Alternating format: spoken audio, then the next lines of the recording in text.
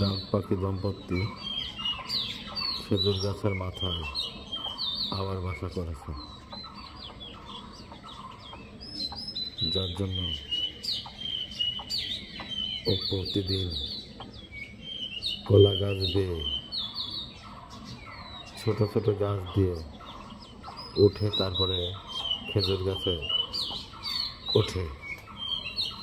এমনভাবে ওঠে যেন কেউ বুঝতে না পারে যে ওর বাসা উপরে আছে। প্রতিটা প্রাণী লুকিয়ে রাখার জন্য, নিজেকে লুকিয়ে রাখার জন্য সবসময় কৌশল অবলম্বন করে চলে। ভালো থাকুক প্রকৃতি, ভালো থাকুক প্রকৃতির সন্তানেরা।